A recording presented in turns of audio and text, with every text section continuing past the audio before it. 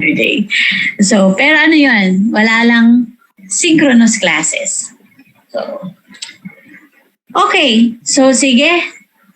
Para makarami tayo, I'll start na. Kasi I'm planning to give you a quiz dun sa kung ano yung ma-cover natin ng first and second. Siguro on the on the 14th or on the 21st. May quiz tayo at least para may ma-record naman ako something.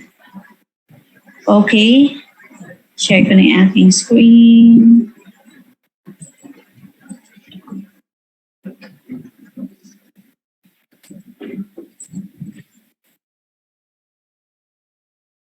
I think we stop at page 8. Okay. Sources of international law.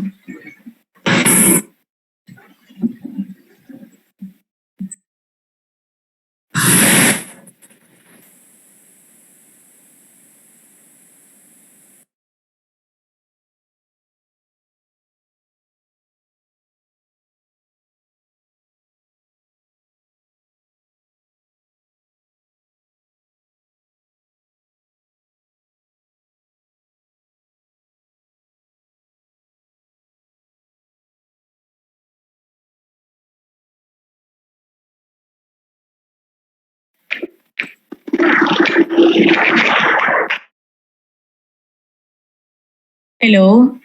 Naririnig ba yung audio ko? Hello? Yes po. Malinaw yung audio ko? Yes po. Okay, sige. Thank you. Okay, when asked ano yung mga sources ng international law, ibig sabihin, this is where the international law came from. Mga pinanggalingan ng mga international law na ginagamit sa mga pagdedesisyon, sa mga kasong nakakarating sa mga international courts like the International Court of Justice, International Criminal Court. So, dito galing yon. Nakalagay sa Statute of International Court of Justice. This is the law. Kumaga, when we say the Statute of International ICJ, ito yung primary instrument creating the ICJ. Nakalagay doon, ang function ng ICJ is to decide in accordance with international law. And it shall apply, number 1, international conventions. When we say general, these are the international conventions signed by affecting everyone in the convention. So, pero may mga international conventions naman are affecting particular parties lang or establishing rules affecting particular countries. Halimbawa, North Atlantic Treaties. Okay. Aside from international conventions, so marami to, International Convention on the Law of the Sea, meron tayong yung tinatawag nating United Nations Convention on the Law of the Sea, meron tayong International for the Convention for the Civil and Political Rights, International Convention on ICPR or International Convention ICPR, Civil and Political Rights. Meron tayong International Convention on Socio-Economic Rights. So, these are international conventions attended by the whole of the members of the United Nations. And yung matters ay general because it will affect all the signatory nations. Aside from international conventions, kasi ang international conventions, these are written treaties signed by the parties. Meron tayong tinatawag na international custom. Ang international custom, these are evidenced by general practice accepted as law. So even yung mga unwritten custom, for as long as it has been observed and it has been used for so long a time na it was already acknowledged and accepted as law. Mamaya makikita pa natin yung sample ng mga international custom. And third is general principles of law recognized by civilized nations. Pang-apat yung judicial decisions.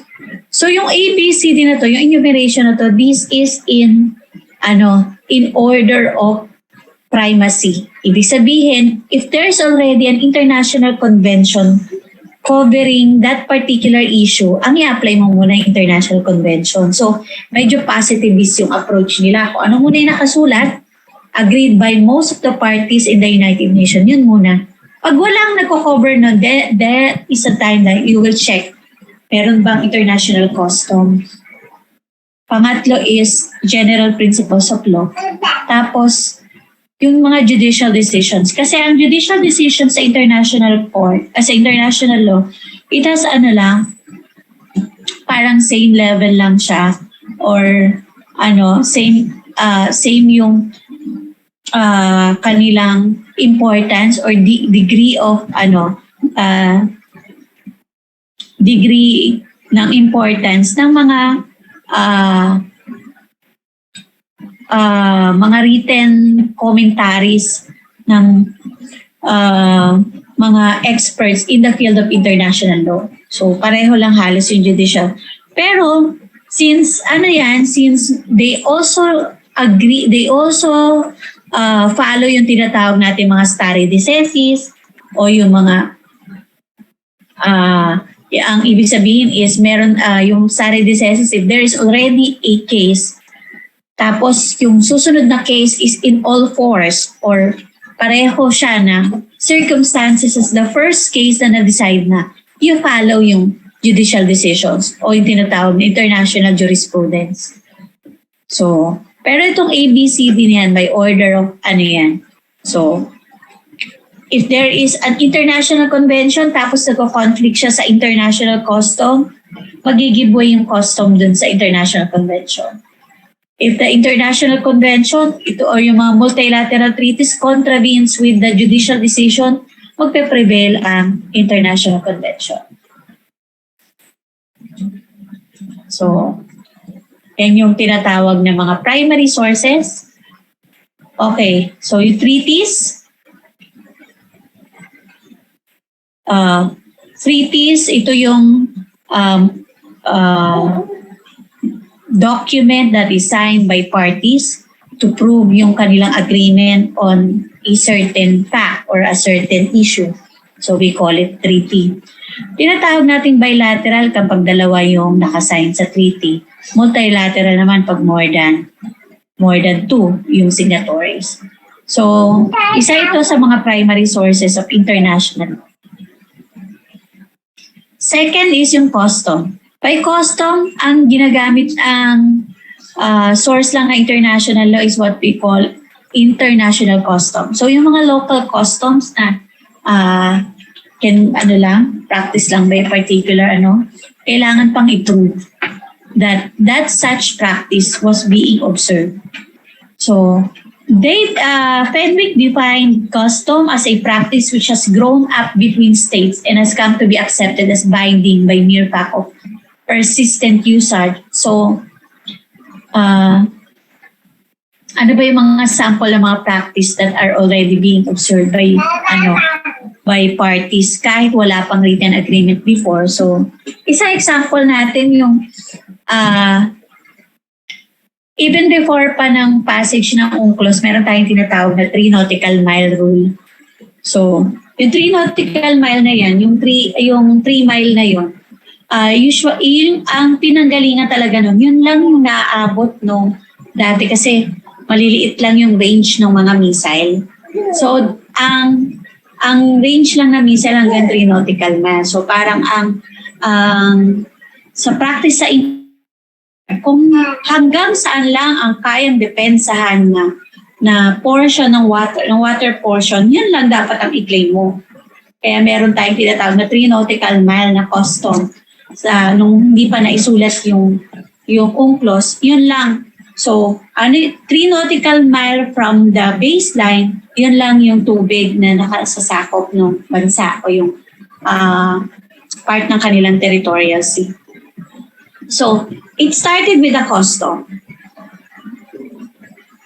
And then, magkakaroon ng UNCLOS. So, as between the custom and the written document, katulad ng binanggit natin kanina, the UNCLOS will prevail. Pero dun sa mga halimbawa, hindi naman sila signatory pa. Because nakikita mo, kung titignan nyo yung history ng UNCLOS, it took several decades bago nakapirma yung mga bansa. Because each of the countries, meron silang sarili nilang issue sa UNCLOS. Tayo, meron din tayo yan. When we discuss UNCLOS later on, makikita natin ano yung mga reservation natin sa UNCLOS. That we signed it, pero meron tayong mga reservation clauses.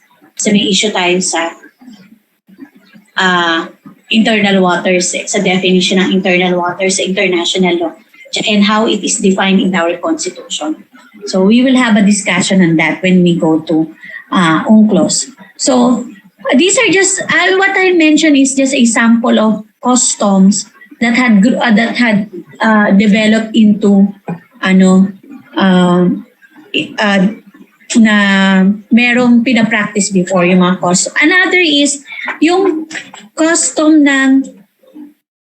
customary sa international navigation na kapag ang barko ay lulubog, magsasalvage ka ng mga goods. So papalubog, usually ang ginagawa nila diyan ay itatapon nila yung mga goods to prevent the ship from sinking. So what happens now dun sa mga goods na itinapon to preserve the ship or to save the ship from sinking? Usually yung mga vessel na yan, hindi yan sila under customary law, nung wala pang written sa navigation, yung mga ship owners, they are not held liable dun sa mga itinapon nilang goods to save the ship. Of course, ngayon meron ng bagong rule dyan. So those are just some of the customary. Usually marami talaga to sa international navigation, sa pagnanavigate. Kasi dati talaga nauna pa yung navigation bago dun sa mga law. So matagal nang nagta-travel yung mga tao, matagal na silang matagal na yung mga may voyages, mga international voyages, wala pang international law. So ang gamit lang is yung customary law. So pero tawag dito, nag-prosper naman yung international navigation kahit walang batas na nag-govern sa kanila. So okay. For an international custom to be acknowledged as part of as basis of international law, ito yung kailangan. Dapat may general practice characterized by uniformity and consistency. Hindi pwedeng yung naisipan lang, halimbawa gusto mo mag-violate ng rule kasi sasabihin mo, hindi, custom namin yan. Hindi pwede kasi titignan nila, meron bang general practice? Was it being observed consistently and uniformly? Katulad yung mga Vikings, meron yan silang sarili nilang customs. Diba? So dati merong hiwalay na English rule tsaka French rule. So lagi sila kasi yung mga primary navigation, so laging may conflict yan, what is being observed by the French and what is being observed by the English.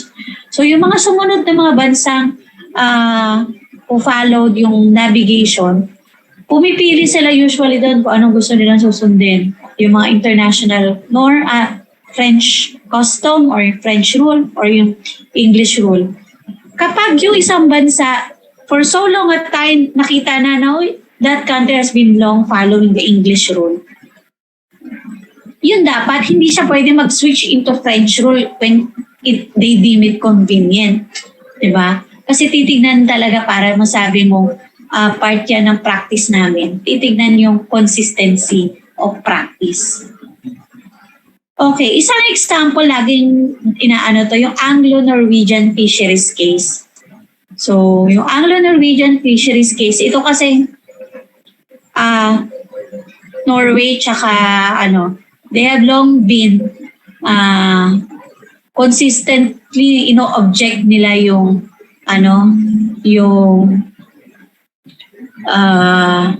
UNCLOS. Ayaw nilang i-follow yung sa baseline method na yung yung dalawang bansa, they share yung, diba dapat meron tayong from the baseline, meron kang ilang nautical miles, 200 nautical miles na exclusive economic zone. So, kapag nag-overlap yung with other countries, so nag-share kayo ng exclusive economic zone, ang rule dyan usually is that you divide it in half. Happy kayo. So, kung hindi mo may enjoy ng full yung 200 nautical miles, happy kayo. So, ito, isa yun sa mga object nitong mga Anglo-Norwegian fisheries case. Kasi sabi nila yun, doon part nung sa North. For so long a time, Norway lang naman talaga ang ron. Parang sabi niya, kami lang naman talaga yung nag-fish dito ilang taon na eh. So bakit bigla kang sisingit ngayon? Yung Denmark at sasabihin niya, oy, ati tayo dyan kasi sabi dito sa is ati daw tayo supposedly eh. For so long a time naman, wala naman talaga ron.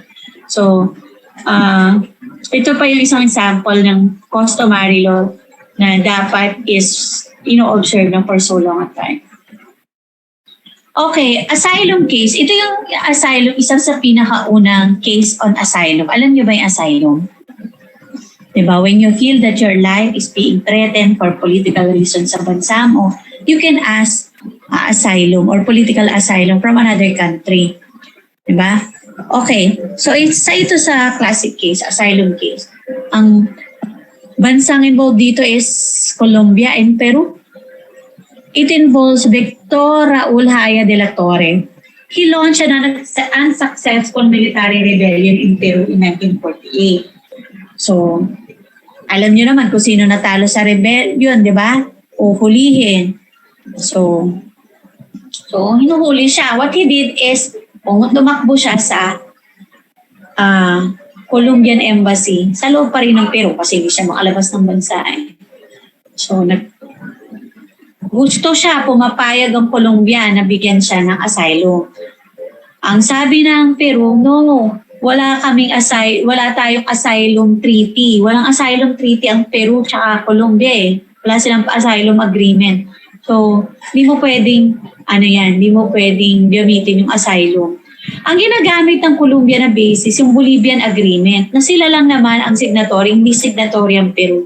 So, sabi ng International Court of Justice, hindi pwedeng mag-grantan ng Colombia ng asylum si De La Torre kasi hindi makita sa custom ng Peru that asylum was uniformly and continuously executed to demonstrate that the custom was of generally acceptable or generally applicable character. So, Colombia cited several conventions which Peru was not a party. So, it does not bound Peru, di ba? So sabi very weak yung kanyang the Colombian government has not proven the existence of such custom. So kasi yung custom, it has to be proven para magamit na basis ng international law. So, may tanong, gaano ba tagal dapat yung time na required para ma-form yung customary norms? Wala namang length of time that is required. What is necessary is such length of time as to make it manifest that the existence of two elements of customs, di ba? Uniformity and consistency is being observed. So, ito yung sabi doon sa North Sea Continental Shelf cases. Ano naman tong North Sea Continental Shelf case? Start po to. Makikita nyo sa internet, may short, na to eh. This is the long form.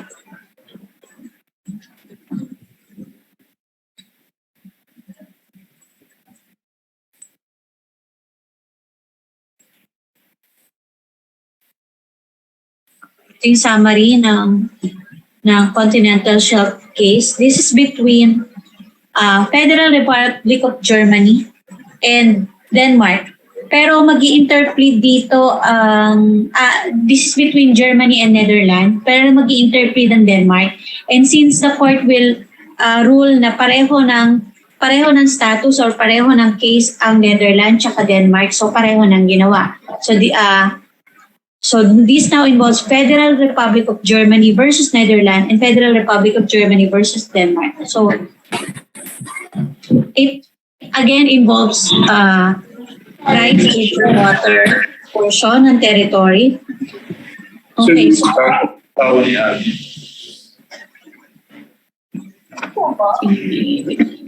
Abulensya makinig.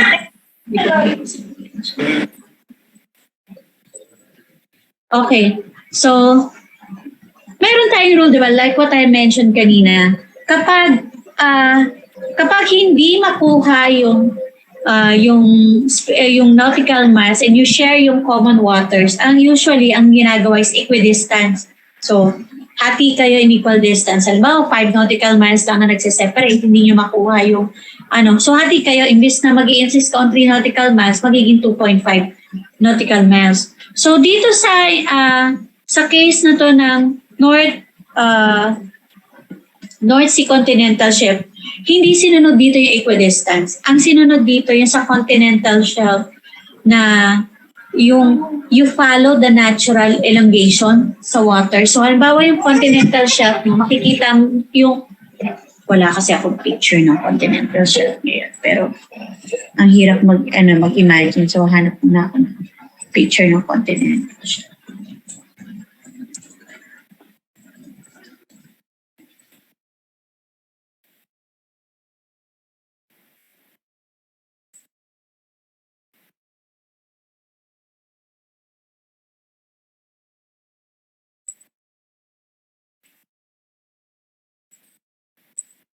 Okay.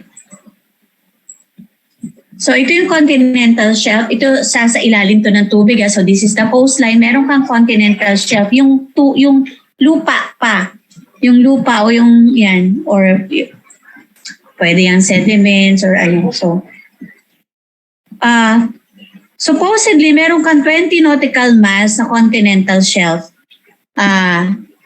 Pero dito sa sa kaso ng North Sea, ang sinabi ng court dito is that susundan daw yung natural elongation. Ibig sabihin kung hanggang hindi ka titigil dyan. Kung yung continental shelf mo ay hanggang ilang kilometro yan, susundan mo kahit lampas pa dun sa allowed na continental under archipelagic doctrine. So this is an exemption dun sa straight baseline method na tinatawag na supposedly meron ka lang 20 nautical miles from the baseline. So doon sa North Sea, susundan mo pa rin yung natural ng continental shelf. So sa'yo pa rin yun. Kahit pa lumampas na siya doon sa tinatakda sa UNCLOS na haba lang supposedly ng continental shelf. So nag-rule dito in favor of Denmark and Netherlands, yung International Court of Justice, kasi ang sabi, for so long a time naman talaga, Denmark na yung at saka Netherlands. Ganun na talaga yung practice nila. So sinusundan nila natural elongation ng continental shelf. And so, kaya importante talagang nape-preserve yung natural formation sa baba. Isang epekto yan ng yung pagkasira ng mga napuputol yung natural continental shelf. So,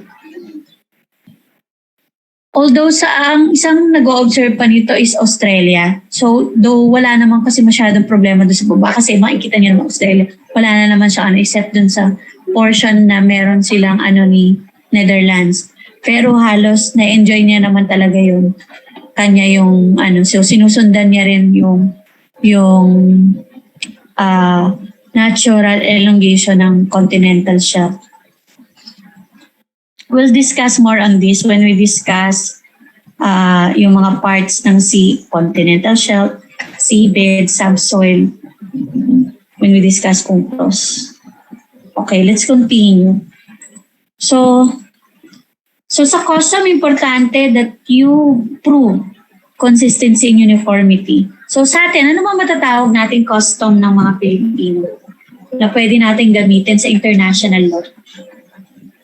Meron ba kayo naiisip na customs ng mga Pilipino na pag sinabi natin Filipinos are like that, tingin nyo i-acknowledge ng International Court of Justice as part of really customs ng Pilipinas? Anong custom natin ang pwede magamit ng ganun?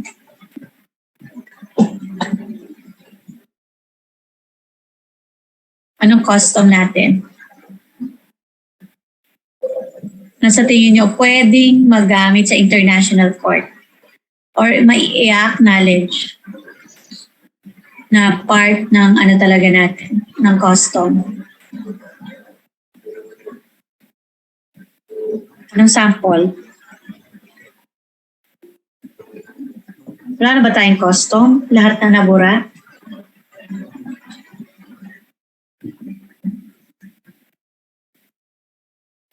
Wala kayo naisip?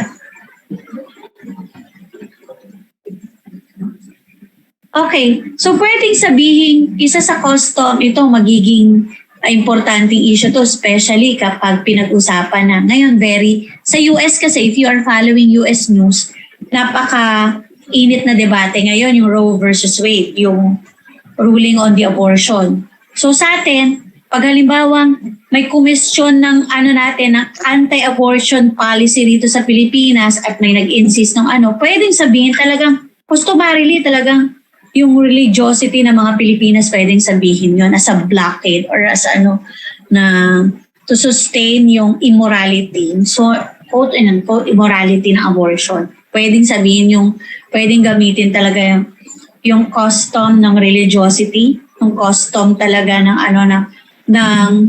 pagiging conservative ng mga Pilipino. So, pwedeng gamitin yun. So, yun. Those are just some of the example ng mga customs na pwedeng, na talaga naman, over the centuries, we have maintained yung Catholic, pa rin natin, roots natin na so doon nagmumula yung natin matinding pagtutol natin dun sa mga batas that will allow abortion, batas that will allow same-sex marriage, batas that will allow yung mga ganun. So pwedeng i-acknowledge yan sa international as custom. Okay, so general principles of law. So isa sa primary sources ng international law is general principles of international. Halos na pag-usapan na naman natin to na nanggagaling sa law of nature, observed by majority of state. So basically nagmumula dun sa sa universal belief on what is good and what is just. Okay, aside from the primary sources na treaties, international customs, international general principles of law, we also have secondary sources. Ito mga judicial decisions. So, may convincing power yung judicial decisions, pero hindi siya yung this could not be the only reason para ma-confer yung isang right or ma-sustain yung isang obligation. Kasi yung mga judicial decisions pwedeng magbago-bago yan. Depende sa mga existing international law at the time na dumating yung conflict or at the time nangyari yung conflict na yun. So, mga judicial decisions kasi ang pinagbabasihan din ito ay mga international law or existing at the time. So baka yung isang desisyon, dinesisyonan siya. Tulad diba nung binigay nating case last meeting, yung case ng Lotus case, diba? Sa Lotus case, when it reached the International Court of Justice, wala pang Hague Convention. Kasi 1926 yung collision, 1927 nakarating sa ICJ, ang Hague Convention on High Seas ay 1958. So kung didesisyonan yung Lotus case nung existing na yung Hague Convention, ang gagamitin na ruling doon is yung Hague Convention on the law on high seas. So yung judicial decisions pwedeng magbago-bago depende sa existing law at the time na nag-arise yung conflict. Okay? So, katulad nga nito, sinasabi, persuasive value lang. Pero hindi pwede maging only basis for ICJ decision. Another secondary is writing of publicists. Kasi binanggit ko kanina yung mga experts in the field of international law. So, yan, pwede silang basis. Yung mga UN resolutions, ito mga UN resolutions naman, these are mere declarations of legal principles. So, nakaano rin siya, naka-ankla rin yan usually sa existing na international law. So, ano namang nito? Persuasive din at saka recommendatory lang. Hindi sila hindi ito yung pwede maging primary basis ng right or obligation. Pero pag supported daw by all states, meron siyang tinatawag na rin siyang opinion juris or kapantay na rin siya ng writing ng publicists. Okay, yung mga UN resolution. So ito lang yung importansya ng pag halimbawa UN resolution na ginawa itong nakaraan, declaring the act of Russia of invading Ukraine as contrary to the principles of the ganyan. Wala lang, recommendatory. Walang masyadong weight. Parang opinion lang din siya. Diba? UN na yun UN resolution na yun. Pero walang ngipin, kumbaga. Walang ngipin pa din. Okay, soft law naman ito yung mga literature, mga non-treaty agreements. Okay, ano yung pagkakaiba ng subject at object of international law? When we say subject of international law, these are the entities that has rights and responsibilities under international law. So pag sinabing subject of international law, sino itong mga to? So those entities that has capacity of possessing international rights. Ano ang subject of international law? State. Diba? Ayan ang subject of international law, states. Mga estado, mga bansa. So yan, states, colonies, dependencies, mandates, trust territories, including the Vatican, and the United Nations and all its administrative agencies, o yung mga attached agencies to the United Nations, the International Red Cross. Kasama sa international persons or subjects of international law are the belligerent communities. Pero meron pang category, meron pang criteria para categorize as a belligerent community. Okay? Para magkaroon siya ng para magkaroon siya ng maging juridical person siya, international juridical person. So later on, discuss natin yung belligerent community. International administrative bodies like the International Monetary Fund, the World Bank, at yung mga international courts. Certain individual pwede rin daw makategorize ang state, ay ang individuals. So, when we say object naman of international law, these are the person or thing na being na subject ng controversy. So, halimbawa, sa kaso ng Philippines versus China, ang object doon ng international law are the international waters yung waters in the West Philippine Sea. Yung pinag-aawayan doon, tubig ha. Hindi pinag-aawayan yung lupa. So, sino may-ari ng tubig na yun? Okay. So, pag sinabi nating object, ito yung subject ng controversy or yung thing, person, which is the object of the case or the one that is being disputed, yun yung object. Pag sinabi nating subject, these are the entities that has capacity of possessing international rights. So, mga states. Yan, states, colonies, dependencies, mandates, trust territories. Meron pa rin mga colonies, may mga dependencies pa rin na mandates and trust territories. Okay, so how is the state regarded as subject of international law? So ang mga state, they are regarded as international legal person. So, ang mga state person din yan. International legal person. May juridical personality sila. So, ibig sabihin, it has the capacity to be or to be bearer of rights and duties. So, meron silang rights and duties. Okay. Para magkaroon ng legal personality ang state, dapat meron siyang permanent association of state with lawful objects equipped with organs. So, yung organs ng state ay yan, the executive, legislative, and judiciary. So, there is a distinction in terms of legal powers and purposes between the organizations and its member state and the existence of legal powers exercisable on the international plane. Okay, I'm not sure if I have already discussed this. You are aware, di ba, na mga elements ng state? Ano elements ng state? Third year. Para matawag na state, anong mga elemento? 4 elements of state. May kausap pa ba ako?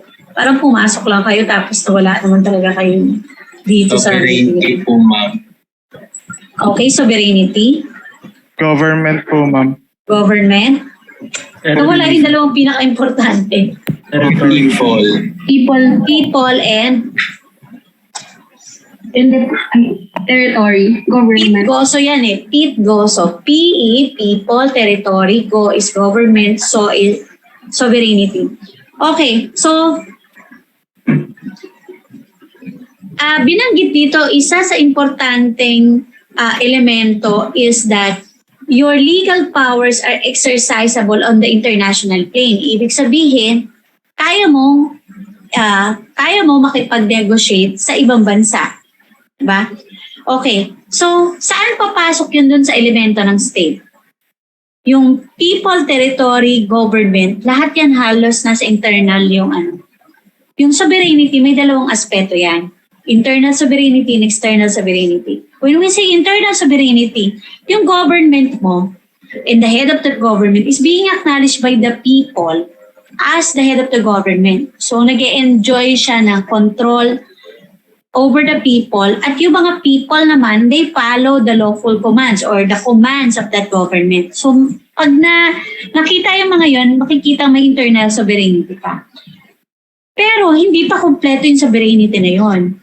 Because, yung power na yun ng government, hindi lang dapat yung internal. Kailangan nire-recognize ka rin ng other states at na ikaw yung local government and you are the local representative of that country. Ito yung tinatawag na external sovereignty. Diba? So, importante yan. Kaya yung sinasabing, halimbawa, ito, kapapanalo lang ni Macron, di ba? So, when he received calls from leaders of other states, hindi lang yan basta mere gesture ng friendship or meron kasing legal effect yon. The fact that Macron received calls from leaders of different states, that means his government is acknowledged by other states. Diba? So, importante yung na yon. So, bakit importante? Sinabi natin pinag-usapan natin last week, diba? How do these states, how do they interact with each other? Can you force one state to acknowledge you? Yung acknowledgement ng other state, it is a political act. Ibig sabihin, walang court, not even the International Court of Justice can require one state to acknowledge the other. So dapat yan lahat voluntary on the part of the state. So because walang court ng law, not even the International Court of Justice, that can require one state to acknowledge a voluntary ito. That is why super important super important yung acknowledgement na yun. Kasi hindi yung pwedeng i-require sa'yo ng court eh. Diba? So yung example nito, nung nagkaroon tayo ng people power noong 1986, 'di ba? Hanggang ilang taon pa after meron ng 1987 Constitution, but years after that, umabot pa nga ata ng hanggang 1992, kine-question pa rin ng grupo nila Marcos, tsaka yung kanyang tumakbong Vice President, si Arturo Tolentino, kine-question pa rin nila yung legality nung pagkaka-appoint ni Cory. Umabot pa yan, although sinabi na ng Supreme Court na no, lawful yung upo ni Cory. Kahit pa in-acknowledge na ng Supreme Court yung legality. Meron pa rin ko may question. Pero talo sila dun sa international level kasi what the international community did is that they acknowledge the Aquino government. So ito yung nag-strengthen, nag-bolster dun sa claim ni Cory that her government is the legitimate government because that is the government that is acknowledged by other state. At wala na silang ibang in-acknowledge na iba. Hindi na nila in-acknowledge yung ibang gobyerno ni Marcos. So that added dun sa it's one thing kasi na the Philippine court acknowledge you, 'di ba? So mabigat ng yon. It's another thing na the international community acknowledges yung kanyang presidency. So yun. Ano yung mga patunay na yung international court acknowledged her? In-invite nila si Cory sa US court, US Congress, nag-speech doon at ang pakilala sa kanya, the President of the Philippines. So yun, yung government niya ang kinikilala na. After the recognition of the United States, other states followed suit. So,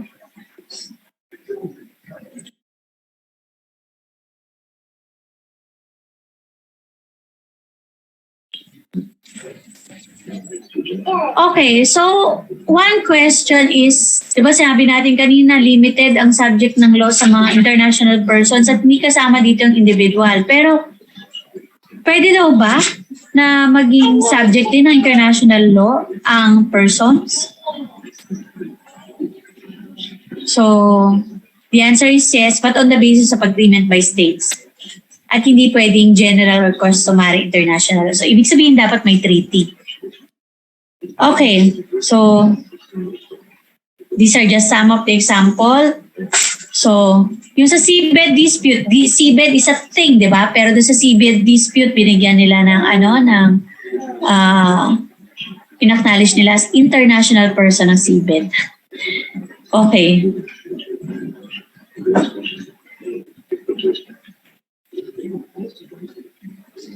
Anong pagkakaiba ng state, ng nation?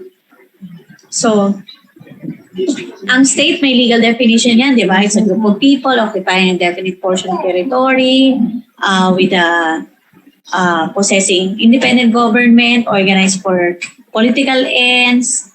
Yan. So, yun yung state. Pag yung apat na elemento na yon nag-exist, then it is a state.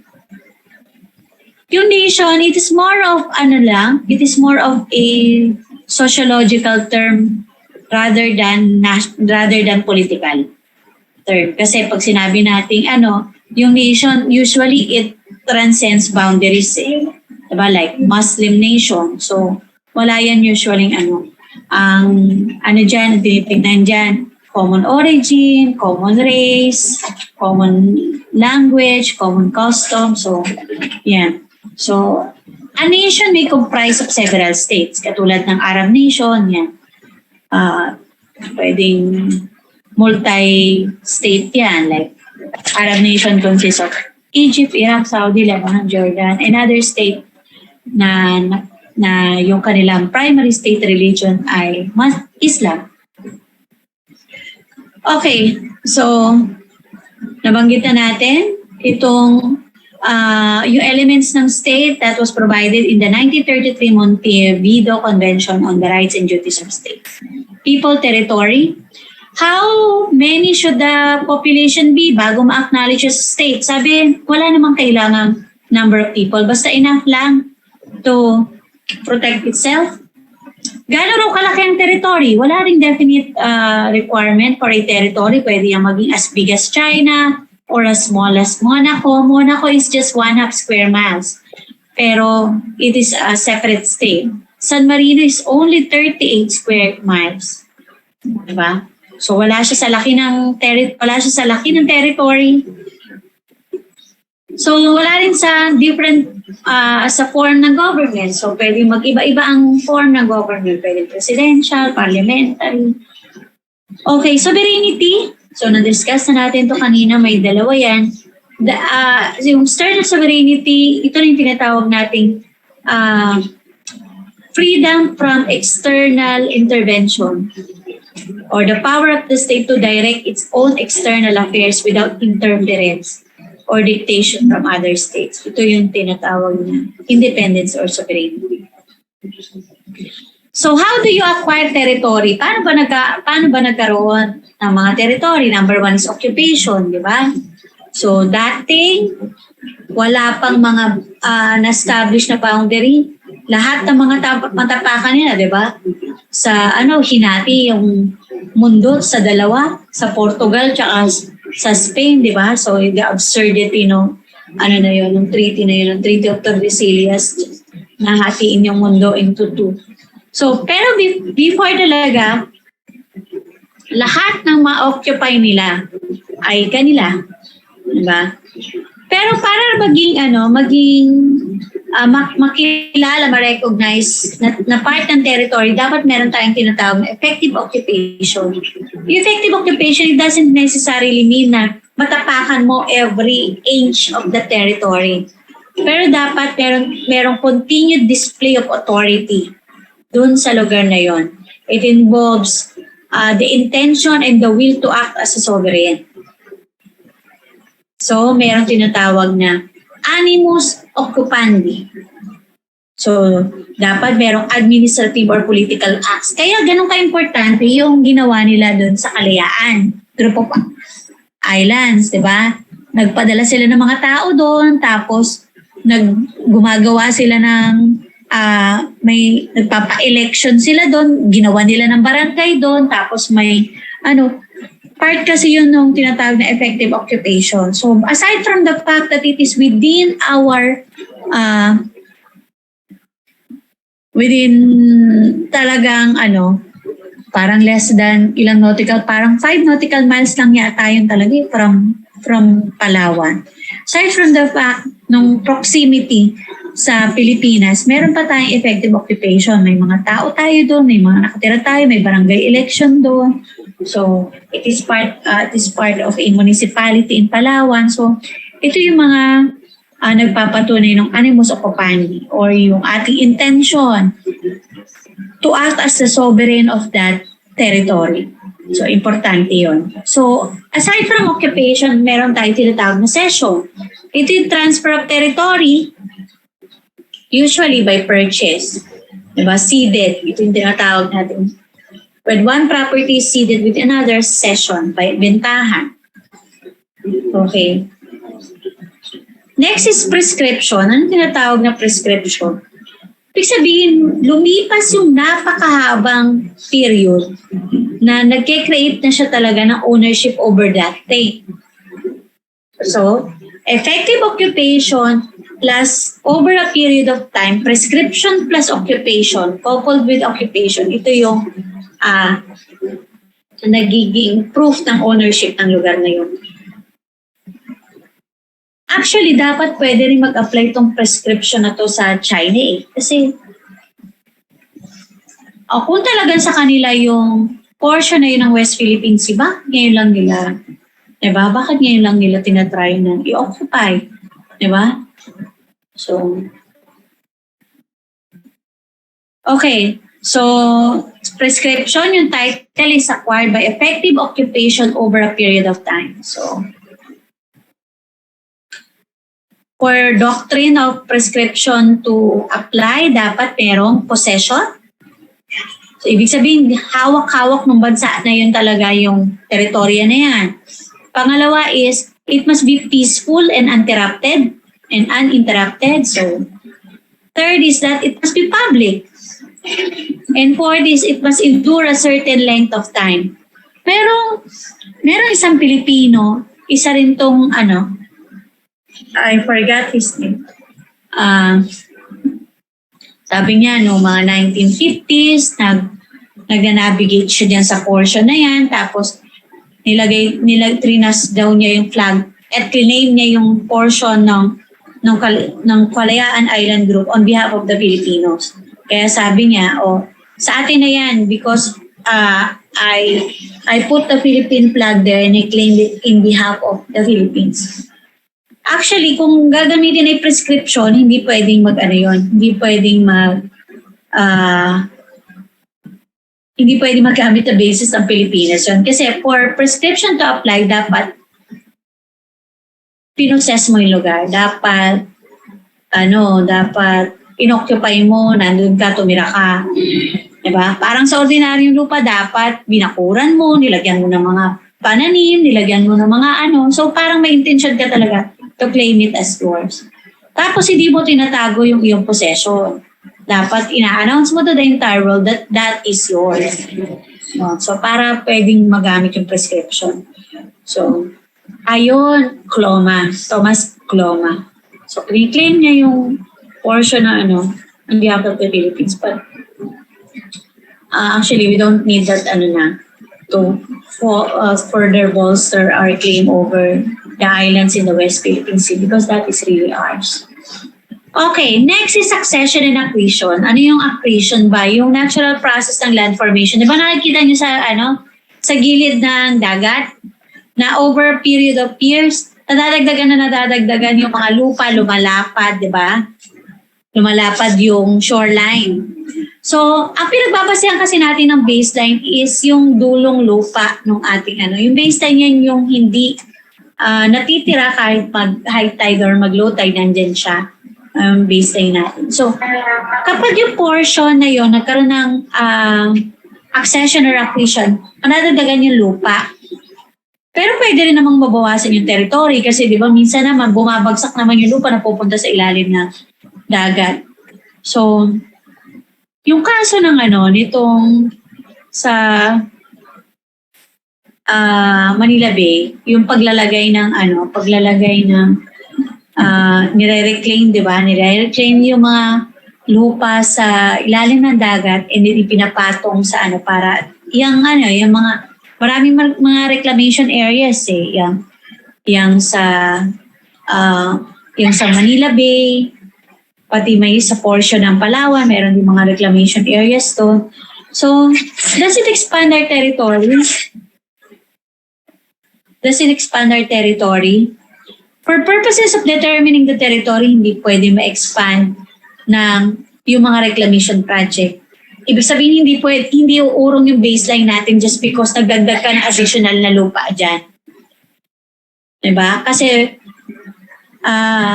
ang tinuturing na pagdadagdag ng territory na through accretion and accession is yung natural process of land formation. Hindi pwede yung mga man-made na mga reclamation program. So, kahit pa, when we discuss baseline kasi, makikita nyo yung dulong points ng mga Pilipinas, nakabase yan sa northernmost islands. Yung outermost islands. So, yung outermost islands na yun, hindi yan mababago kapag nagdagdag ka ng man-made islands dyan. So, yung land mass, siguro pwede pero yung territory hindi pwede ma-expand. Kasi dapat natural process. Okay. So, recognition of states and Okay. Pinagit natin kanina, di ba, na yung recognition of other states, it must be voluntary and no state can force another to recognize them. So, meron tayong tinatawag na ito ang mga principles in recognition ng mga state.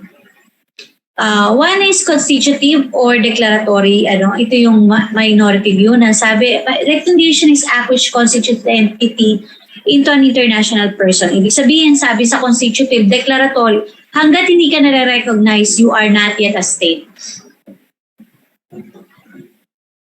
Pero yung declarative or yung majority view, sabi naman dyan is that parang formality lang yung recognition. It merely affirms the existing fact. So whether or not i-acknowledge ka o hindi na ibang state, you exist. Diba? Yan yung declarative majority view.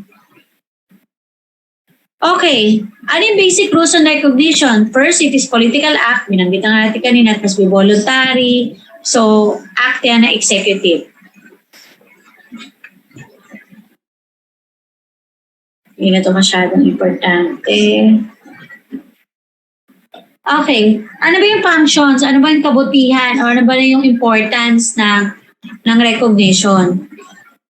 May dalawang function siya yung katulad ng binanggit natin kanina. It is a determination of statehood. Okay, so when other state recognizes you, you become a state. At least in their eyes. Diba? So katulad nung ito, naging very relevant to sa kaso ng Israel. We know na for so long a time, talaga namang nauna pang biblical days, meron na talagang land of Israel. However, pwedeng sabihin it is just a nation of Jews. Hindi naman siya state. Diba? So, yung recognition, katulad ng whether or not i-recognize ang Israel as a state, it is actually a political question. So, kung yung mga states na nag-recognize sa other states may continue to not recognize Israel. So, hindi natin sila pwedeng ipwersa. So, ang function yan is first, the determination of statehood. Kasi nga political question yung whether or not one state will recognize the other. Once it is already recognized by other states, it now becomes a question of law.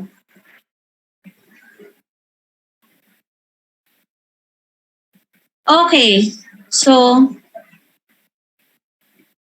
ano po ba? Masyado na tuloy ka step. Okay, yung admission pa to the United Nations, does it signify recognition? Yes. In the context of UN Charter kasi, kung makikita nyo yung UN Charter, ang nakalagay lang doon is that only states can become member of United Nations. So kapag in-admit ka sa United Nations, that means you are already a state. Kasi community of state yun eh. Di ba? So yun. So yun yung importance ng admission to the United Nations. That means you are being recognized as a state. Okay? Okay, dun tayo sa belligerency. Ano ba itong belligerency? Ito yung mga magugulo, mga taong gustong humiwalay sa isang bansa. Gustong i-claim yung isang territory, maging separate state sila. Okay. So, tawag dyan is mga belligerency. Kailan nire-recognize itong mga belligerent groups na to into a belligerency? Thus, meron na silang international personality. Kailan naman sila hindi mare-recognize o tatawagin lang sila yan, mga katulad ng tawag sa mga ISIS, na ang tawag is mga mga syndicates. So, wala silang or terrorist groups, wala silang international personality. Ito yung mga conditions ng recognitions. Una is there must be an organized civil government. Ito yung primary reason kung bakit hindi ina-acknowledge ang ISIS as a belligerency, because their government is a military-controlled government. Diba? So dapat daw, para ma-recognize as belligerency, dapat civil government. Organized civil government. Okay? So sila yung may control and supervision over the armed struggle. Ayan. Civil government. Next is serious and wide struggle with the outcome uncertain. So lumalaki na. So isa pa yung kasi Katulad ng kaso ng, yung Abu Sayyaf is not a belligerency, it's not recognized in the international community. Ano lang yan, terrorist group. Kasi nga, wala naman talaga silang control over a particular territory. Yan to, occupation of substantial portion. Makikita natin, wala naman siya na-control na substantial portion. Or may na-control siya for a time, pero hindi naman nila sustain, di ba? Nabawi din naman ng military. Ngayon nga, mas nag-advance, pati yung mga maliliit nilang mga nakuha, nabawi na rin ng national government. Tsaka may serious and widespread struggle. Kasi makikita niyo naman, wala naman talaga silang pinaglalaban na ideolohiya or ano. Parang pera lang talaga yung issue nila. So, wala ring widespread struggle, they cannot control substantial portion. Ito naman dito, meron dito yung ISIS because they have already controlled substantial portion ng Syria. Diba? So, kung ito, pagbabasihan, meron sila niyan. Pero yun nga, it is more of a military government than a civil. And last is unwillingness on the part of the rebel to observe the customs or rules of war. So, ito, wala silang problema dito. Talaga naman yung mga rebelde na yan, talaga they're not observing the rules of war. Alam natin, di ba, yung mga ginagawa nila, execution ng mga innocent, sa mga civilians. So, okay, so anong epekto when you are recognized as a belligerency? So, the acts of the rebel resulting in injury to national of the recognizing state shall be shifted to the rebel government. Responsibility for the acts of rebels resulting in injury. So, hindi na siya nagiging individual responsibility ng actor. Nagiging act na siya ng belligerency. So, example, yung mga terrorist group, hindi niya pwedeng sabihin, i-charge yung lahat ng crime dun sa group na yon because wala pa nga siyang international personality. Wala pa nga siyang personality. So, lahat ng mga ginawa ng mga tao, personal niyang liability yon. So, kung siya ay nang rape, siya ay nagnakaw, siya ay pumatay, responsibility niya yun. Hindi yun act ng entity.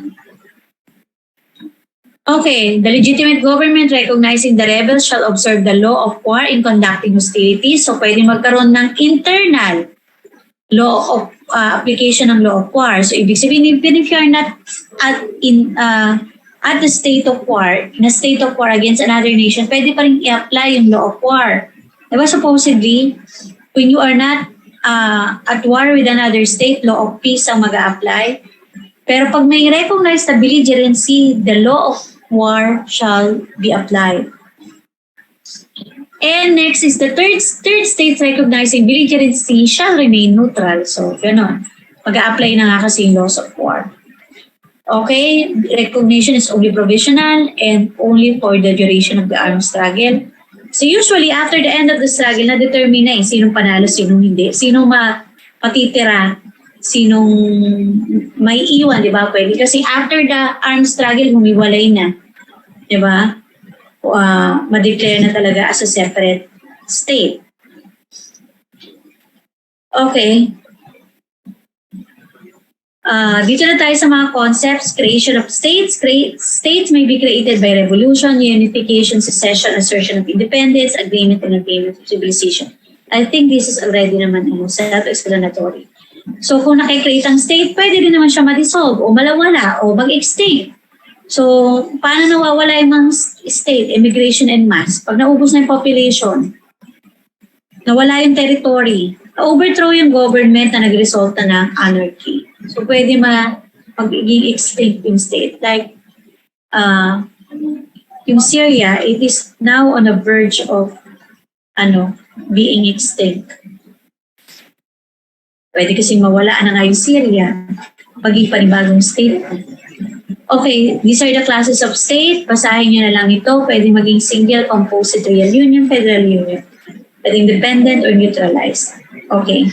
So, Vatican is a separate state kasi it constitutes all the element of statehood. Yung Pope acts as the head of the state. Okay. Okay, Doctrine of State Continuity, ang sabi sa principle, Once the state has come into existence, it continues until it is extinguished by absorption or dissolution. So it remains despite the changes in the government, change ng head of state, it remains. Okay, state succession. A new state will be created out of territory. Panood 1, parang nagkaroon tayo ng state succession. We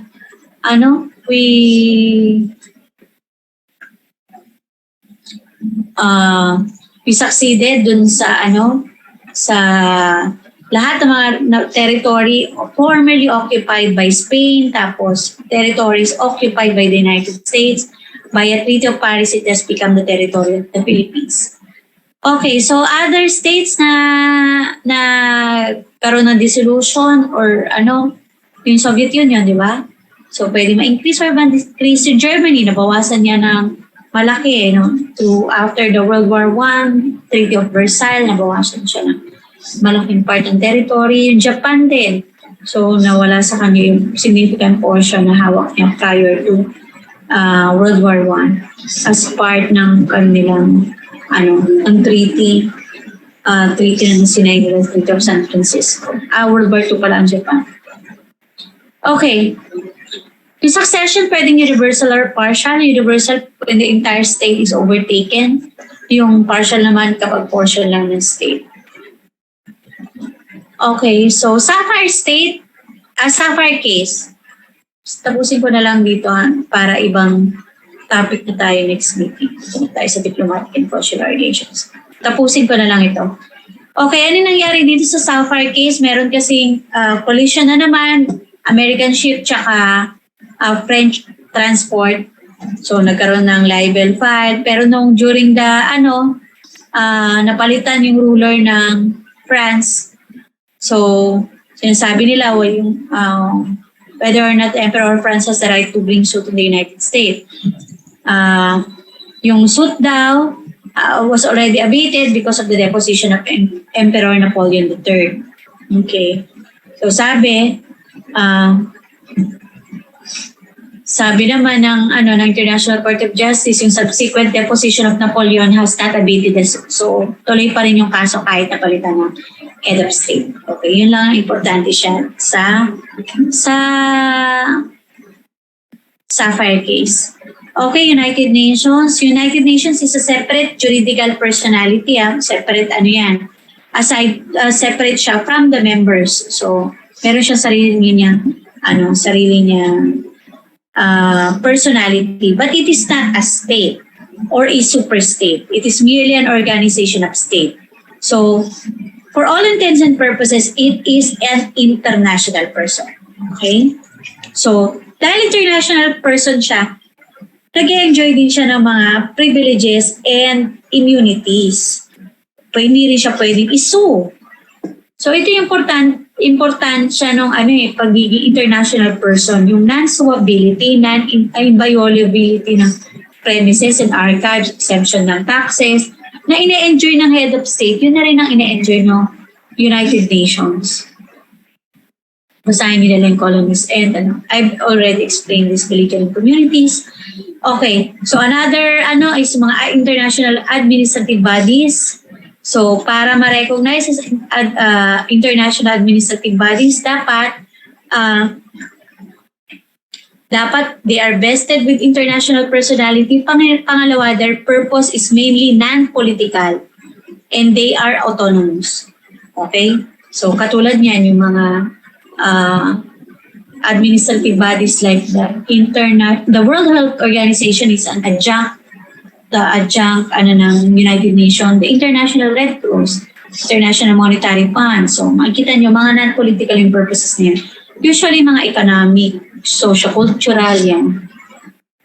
Okay, so that's it. So natapos natin week 1. So ang ating subject ng quiz na gagawin ko, siguro mga 20 item quiz lang, will be the whole of week 1. Balikan nyo na lang ito. Pages 1 to 26 of our Okay? May questions po ba? May tanong po ba? May ano lang po, clarification. Yung mga, kunyari, man-made island po, hindi pa rin po ba yung counted as expansion of territories? Expansion siya ng land mass, pero hindi siya expansion ng territory. Kasi pwede mo lang gawin supposedly yung mga man-made islands within your territory. So, ibig sabihin, dapat, syempre ilalagay yan sa tubig, di ba? Dapat ikaw yung nagmamayari ng tubig. So, hindi mo pwedeng gawin yan sa mga outside of your territory. Bali po yung ginagawa ng China, nasa gilid na siya super. Kaya po, nasa within pa rin po siya ng kanilang jurisdiction. Hindi. Anong ginagawa ng China na? Naman, Yung ginagawa niya sa West Philippine Sea, dineclare na yan dun sa decision sa arbitral award na yung paglalagay niya ng mga man-made islands doon, na dinestroy niya na nga yung dinestroy niya yung mga natural rocks doon, yung mga natural sinabi na wala siyang authority to do that. Diba? Wala siyang authority because it's beyond yung territory niya. Ang pinag-aawayan sa West Philippine Sea dispute is the sea. Whoever owns the sea kasi, siya yung may own ng mga islands that can be found therein. Okay, iba ang kaso ng mga natural na mga lumabas mo umano. Ang rule kasi, di ba, paulit-ulit akong sinasabi, if you own the water, kahit anong lumabas dyan, sa'yo yan. Mula sa airspace hanggang sa pinakadulo ng seabed, subsoil, insular shelves, sa'yo yung lahat. Ganun ang importansya nung sa territory.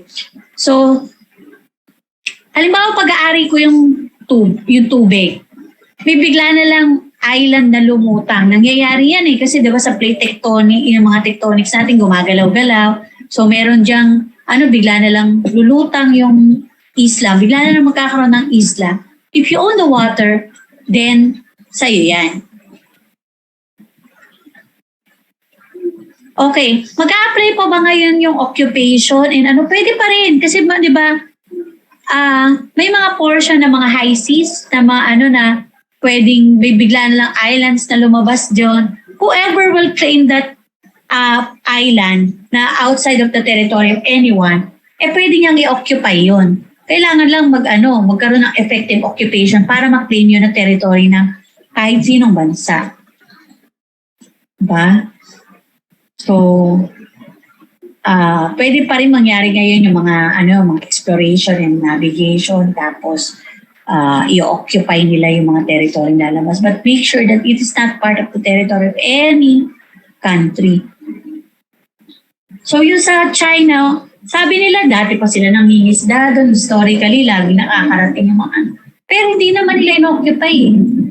In fact, yung mga islands doon talaga is not exclusively used by Chinese. Pati mga Vietnamese nakarating doon, pati yung mga Malay, from Malaysia, from Singapore, nakarating doon sa mga islands na yun. Pero mga temporary, mga temporary shelters lang yung mga binibuild nila. Enough lang para makapagpalipas ng bagyo, o enough lang para makapagpahinga yung mga fishermen. Diba? Pero itong China, yung ginawa niya, very recently lang naman, nagsimula siya talaga, time ni Ramos nung naging active. Lumala na lang yung panahon ni Gloria Macapagal-Arroyo habang hindi nababantayan ng mga Pilipino. Okay. So yun, pwede ka nga rin mag-reclaim lang ng mga lupang sa'yo. Kasi di ba hanggang sa ilalim ng dagat, sa'yo yun lahat ng nandun. Yung mga reclamation, kinukuha yan sa mga seabed. Iakyat mo yung mga lupa, ipang-dump mo dun sa So hindi mo pwede pakilaman yung seabed kung hindi sa'yo yung water. Hindi sa'yo yung sa ilalim nun kapag hindi sa'yo yung tubig. So pati yung ginagawa ng China ngayon na pagkuha, pag-reclaim doon, mali yun. Okay, so ano pa? Thank you po, ma'am. Thank you po. Okay, is Taiwan a state? Since it possesses the 4 elements. Ito nga yung problema sa Taiwan. Ang kulang sa kanya yung sa sovereignty, sa external sovereignty. Because of fear of antagonizing China, other states refuses to acknowledge it as a state. Kaya wala yung external sovereignty. Meron siya internal sovereignty, di ba? Yung government niya is acknowledged by all the and it's being followed by all the people in Taiwan, within Taiwan. Pero wala nga siyang ang kulang sa kanya is recognition. Yan, kaya hindi siya as state. When you fly out of China, makikita mo yung China, yung sa Shanghai airport, nakalagay doon is domestic flight pa din ang nila sa Taiwan tsaka Hong Kong. So domestic flight, open and close parenthesis, Hong Kong, Taiwan.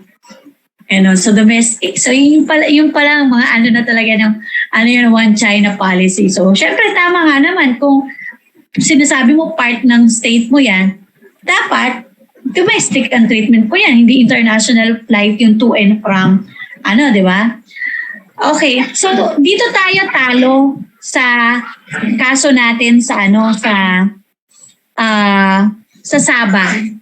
If you check the Philippine map, titignan niyo yung Philippine map ngayon, ano ng kulay ng Sabah? Diba kulay? Mga political map, makikita mo. Diba kulay gray siya?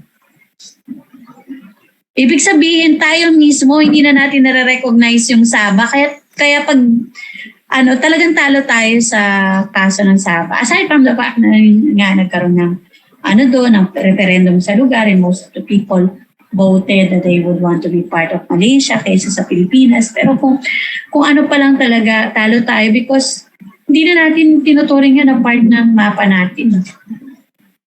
Diba? Kasi kung kiniklaim pa natin yun, kung may active claim pa tayo doon, dapat tinalagay pa rin natin yun, ini-insist pa rin natin sa mga political map natin na atin yun. Hindi natin siya kinukulay ng gray. So pag tinignan mo yung map ng Malaysia, colored yun, kiniklaim nila talaga kanila yung Sabah. So, very important yung yung occupation, yung you have an intention to establish a government there. And so talo tayo doon when it comes to Sabah. And at least we learned our lesson. Pag tinignan niyo yung mapa, na ilalagay natin the entire Kalayaan group of islands ay part ng ating mapa. The West Philippine Sea Islands are there.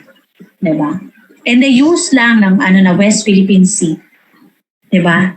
Para lang to differentiate it from the rest of the South China Sea.